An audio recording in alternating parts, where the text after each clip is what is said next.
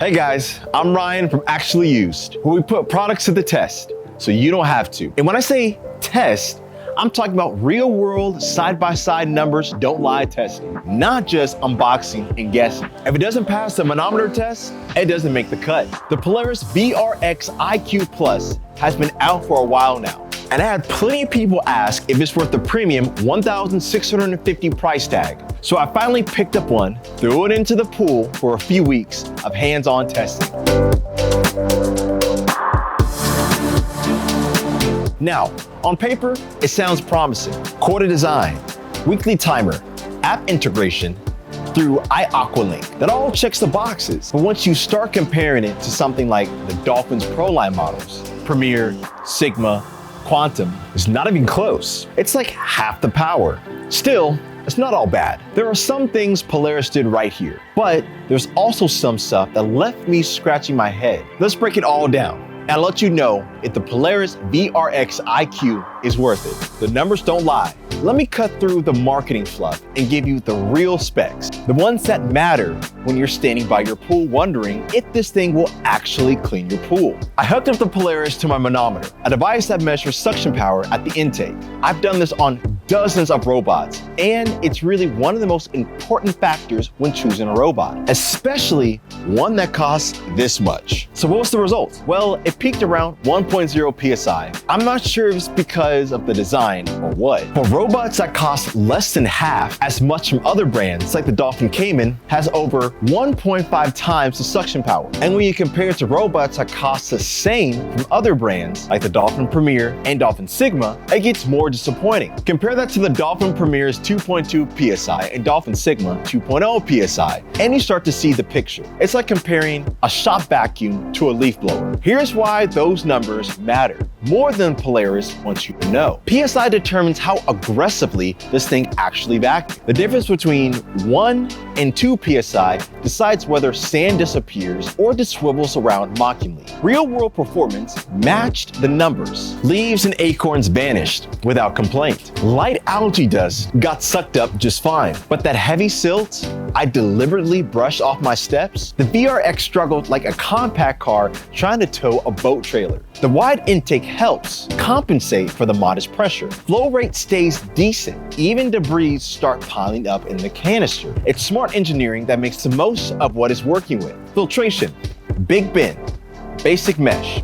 Let's start with what you're actually cleaning. The Polaris VRX IQ Plus 5-liter debris canister, and to be fair, it does a great job with everyday pool gunk. Leaves, bugs, twigs, all of that. The lift and rinse design is user-friendly and takes about 15 seconds with the hose. It's super easy to clean and fairly large. But this is basic mesh, not high-end filtration. There are no nano filters or pleated cartridges here. It catches larger debris just fine, but struggles with fine dust, pollen, or sand. If you live near the beach, desert, or anywhere windy, this canister won't polish your water the way Dolphin's Premier or Sigma can. Think of it as good enough for average backyard pools, not ideal for crystal clear perfectionists. I vastly prefer nano filters and will recommend them over basic mesh any day. But you don't get the option with the VRX IQ. App control, surprisingly solid. Here's where I was genuinely surprised. The iAqualink app is really good. Setup took about a minute,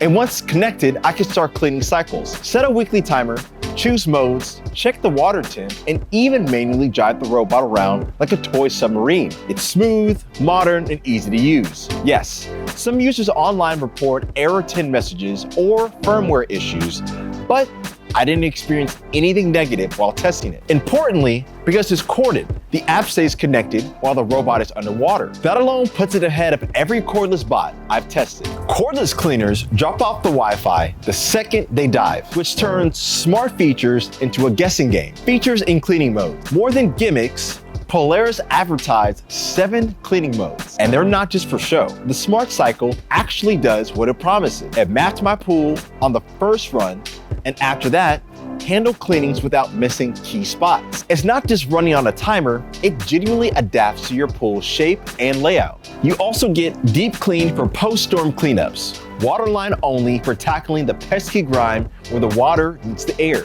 and quick clean for those in between days. Floor only mode skips the walls when they're already clean, and spot clean lets you hit that one corner where leaves always seem to collect. There's even manual drive, which lets you steer the bot through the app. A fun little bonus that's surprisingly handy. Corded versus cordless, a win for reliability.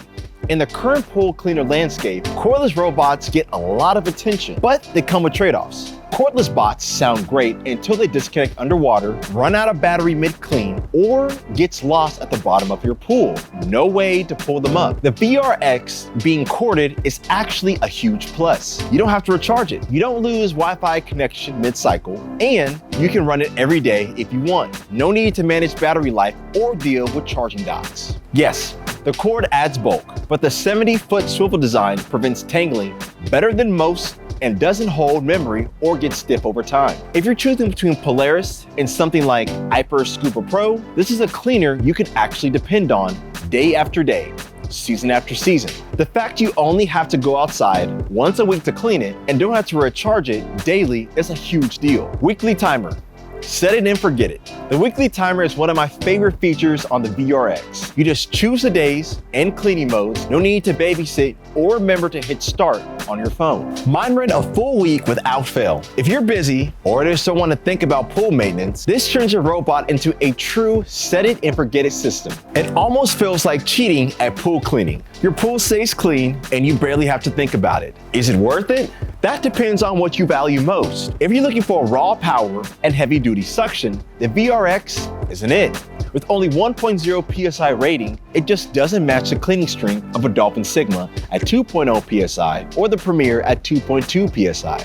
But if you're after usability, smart scheduling, and polished features that actually work, it holds its own. At the end of the day, it's simply not the best cleaner in this price range. Is it a good cleaner? Yes. Is it the best? No.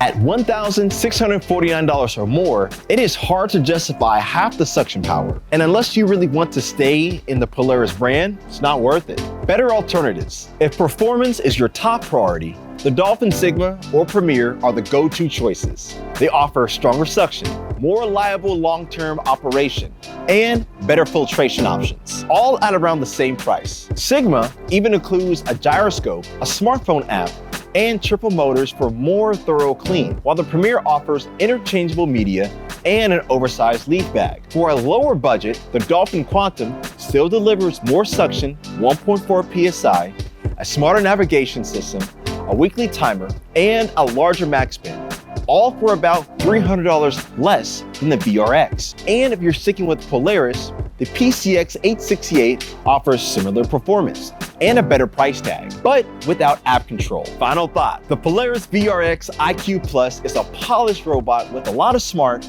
well-executed features. The app works, the cleaning modes are useful, and the retrieval system is genuinely excellent. But if you're expecting the high performance and suction power like you get in other brands, you're gonna get let down. It's a strong B grade for me. If your priorities lean towards convenience, automation, and app integration, and you're okay with average power, it's a solid choice. But if your pool demands more grunt, the Dolphin Pro line is the still go-to for robotic pool cleaning. The real question is, do you want the smartest robot on the block or the strongest? That's all for this one. Thanks for watching, and I'll catch you on the next one.